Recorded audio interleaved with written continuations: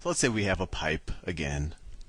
This is the opening, and we have fluid going through it, and the fluid is going with a velocity of v1. The pressure entering the pipe is P1, and then the area of this opening of the pipe is A1. And then it's a pipe, and it can even go up. So it goes up, and the other end is actually even smaller. And let's say that the fluid, the liquid, is exiting the pipe with velocity v2. The pressure that it exerts as it goes out. Let's say if there was like a membrane on the outside, how much pressure it would exert on it as it pushes it out or whatever, or on the adjacent water, is P2. And the area of the smaller opening, it doesn't have to be smaller, is A2. And let's say that this opening is at a height of, I don't know, let's say this opening is at a height on average of H1. And let's say that this opening, so the water exiting this opening, is on average at a height of H2. And we won't worry too much about the differential between the top of the pipe and the bottom of the pipe, because we'll assume that these H's are much bigger relative to the size of the pipe. Let's say that this is H2. So with that setup, and remember, there's fluid going through this thing. It's fluid going through this thing. So with that setup, let's go back to what keeps showing up, which is the law of conservation of energy, which is in any closed system, the amount of energy that you put into something is equal to the amount of energy that you get out. So energy in is equal to energy out. Well, what's the energy that you put into a system, or that the system starts off with at this end? Well, it's the work that you input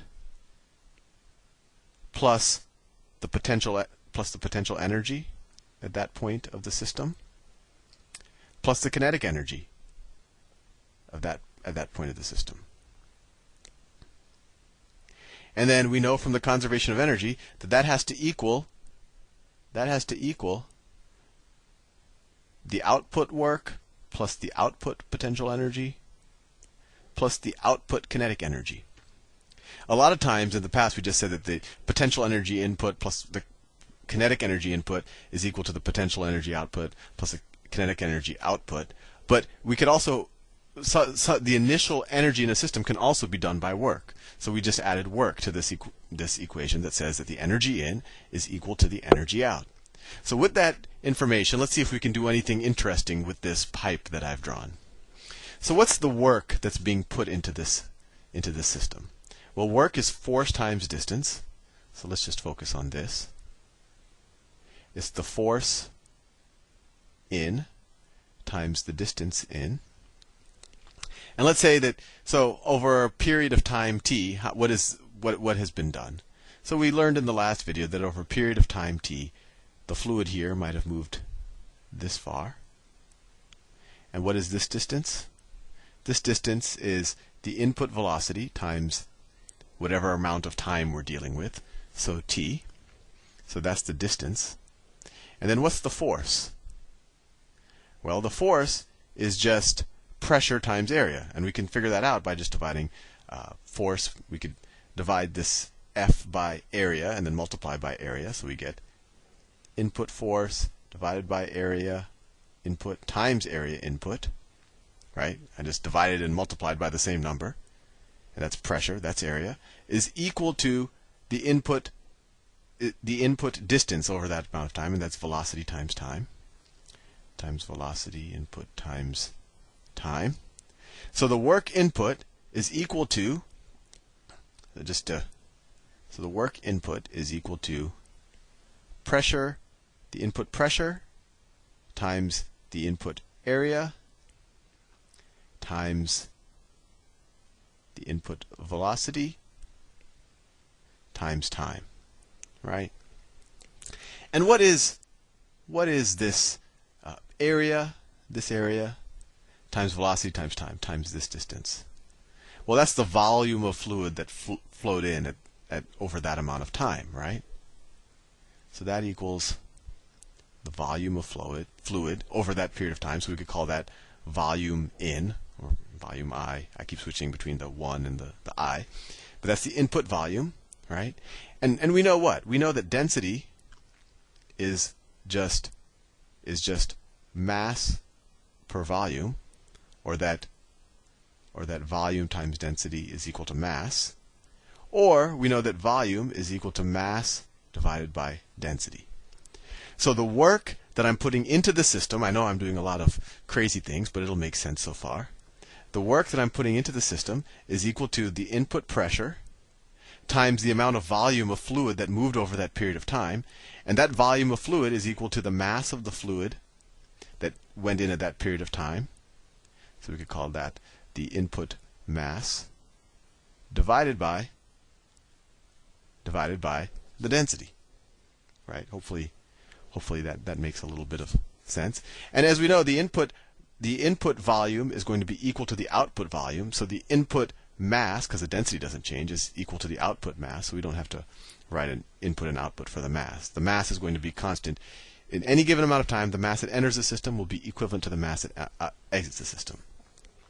So there we go. We have an expression, an interesting expression, for the work being put into the system. What is the potential energy of the system on the left-hand side? Well, the potential energy of the system, potential energy input, is going to be equal to what? It's going to be equal to that same mass of fluid, right, that I talked about.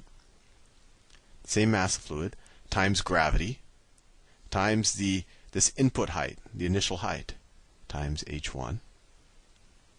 And what's the initial kinetic energy of the fluid? Well, that equals the mass of the fluid, this mass right here, of that same cylindrical volume that I keep pointing to, times the velocity of the fluid squared. This is just, we remember this from kinetic energy, divided by 2. So what's the total energy at this point of the system over this period of time? How much energy has gone into the system? Well, it's going to be the work done, which is the input pressure. I'm running out of space. Actually, let me erase all of this, and I'll probably have to run out of time too. That's okay. Better than being confused. Let me erase all of this. I don't want to erase everything.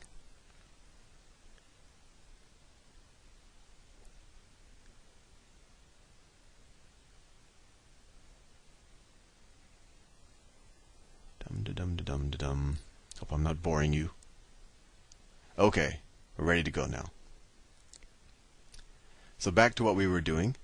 So the total energy going into the system is the work being done into the system, and I rewrote it in this format, which is the input pressure, we'll call that P1, times the mass divided by the density of the liquid, whatever it is. So this is work in plus, and what's the potential energy? Well, I wrote it right here. That's just mgh, where m is the mass of this volume of fluid. H is its average height. You can almost think of the center of mass. How high is the center of mass above the surface of the planet? Since we have a g here, we assume we're on Earth. So this is h1, because the height actually changes. So this is potential energy input plus the kinetic energy, mv1 squared over 2. So that is the kinetic energy input, right? And we know that this has to equal the energy coming out of the system, right? So let me clear up some more space here. Now that we wrote all that down neatly, I can get rid of it on this side, and we'll have space for our equations.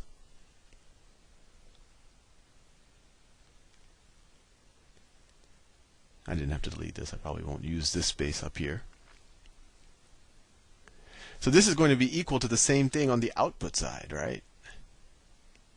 So this is going to be equal to the work out, so that'll be the output pressure times the mass divided by the density, plus the output potential energy, which will just be mgh2, plus the outbound kinetic energy, which would be mv1 V2 squared divided by 2. And I just realized I'm out of time, so I will continue this in the next video. See you soon.